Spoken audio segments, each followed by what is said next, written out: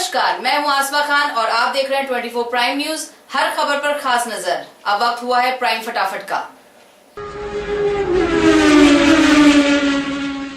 महाराष्ट्र के अमरावती में रैली के बाद मोदी अकोला और नांदेड़ में भी जनसभा को संबोधित करने वाले हैं। इसके बाद मोदी का कर्नाटक दौरा होगा।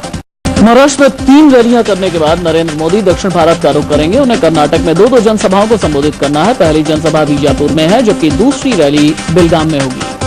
चंडीगढ़ में केजरीवाल ने आम आदमी पार्टी की उम्मीदवार गुलपनाग के लिए लोगों से वोट मांगे। गुलपनाग केजरीवाल के साथ रोड शो में शामिल हुई। इस सीट पर गुलपनाग का मुकाबला बीजेपी की किरण खेर और कांग्रेस के पवन बंसल से है।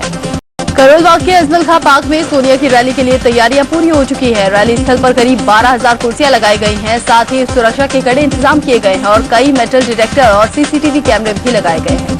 दिल्ली की रैली से पहले सोनिया गांधी चुनावी सभा को संबोधित करने असम पहुंची। असम के नॉर्थ लखीमपुर में कांग्रेस उम्मीदवार रानी नराह के पक्ष में कांग्रेस अध्यक्ष सोनिया गांधी ने प्रचार किया।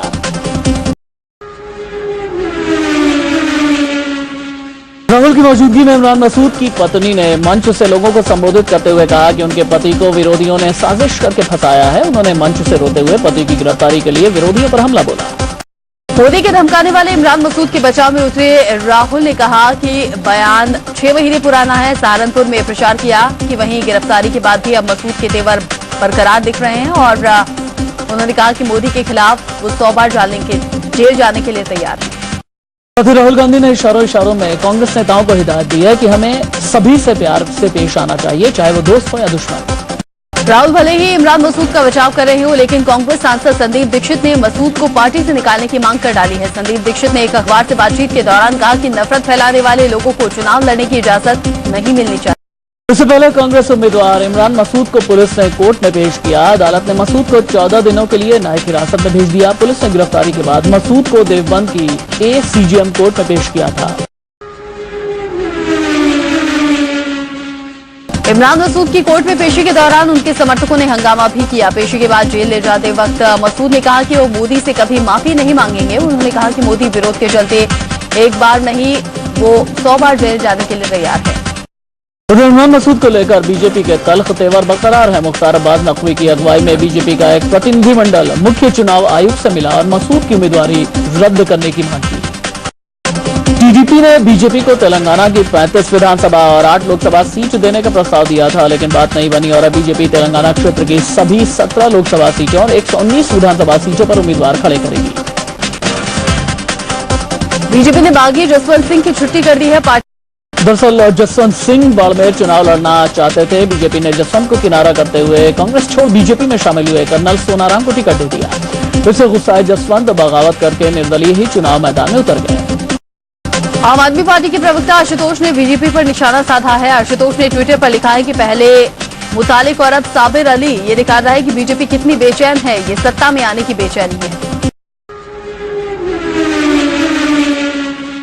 24 घंटे में बीजेपी से छुट्टी होने पर बौखलाए साबिर अली ने कहा कि आरोप साबित करें नकवी, नहीं तो करूंगा मानहानि का मुकदमा। साबिर अली ने चुनौती देते हुए कहा कि अगर मुख्तार अब्बास नकवी उन पर लगाए गए आरोप साबित कर दे तो वो राजनीति से संन्यास ले लेंगे। साबिर अली ने कहा कि नकवी जैसे लोगों ने बीजेपी को मुसलमानों से काट कर रखा है। हवा के कनेक्शन भी, आदमी तो छोड़ो, मेरे फरिश्ते का कनेक्शन भी अगर पता चल जाएगा तो बिना बोले आगे चल के सीना ठोक के मैं राजनीति छोड़ दूंगा हमेशा के लिए, पूरी जिंदगी। उससे पहले शुक्रवार को बीजेपी में शामिल किए गए साबिर अली की सदस्यता रद्द कर दी गई। बीजेपी अध्यक्ष राजनाथ सिंह के इस फैसले की जानकारी बीजेपी प्रवक्ता रविशंकर प्रसाद ने दी। राष्ट्रीय अध्यक्ष श्री राजनाथ सिंह जी ने श्री साबिर अली की सदस्यता को निरस्त करने का निर्णय किया है। साबिर अली ने शुक्रवार को ही बीजेपी की सदस्यता ली थी। इसके बाद से लगातार बीजेपी के अंदर उनके खिलाफ आवाज बुलंद हो रही थी। ट्विटर के जरिए बीजेपी प्रवक्ता मुख्तार अब्बास नकवी ने मोर्चा खोला तो इसमें विनय कटियार, कलराज मिश्र और बलवीर पुंज जैसे नेता जुड़ते चले गए। अपने नेताओं के विरोध में आगे बीजेपी के शीर्ष नेतृत्व को झुकना पड़ा, लेकिन पार्टी ने विरोध के सुर बुलंद करने वाले नेताओं को चेतावनी भी दे दी है। पार्टी ने कहा कि आगे से किसी नेता को ऐसे मामलों में कुछ कहना हो तो पार्टी फोरम पर कहे।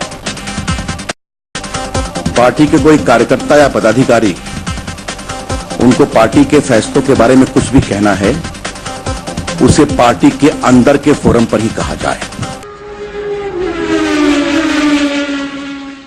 24 प्राइम न्यूज में खबरों का सिलसिला जारी रहेगा। आप देखते रहिए 24 प्राइम न्यूज, हर खबर पर खास नजर।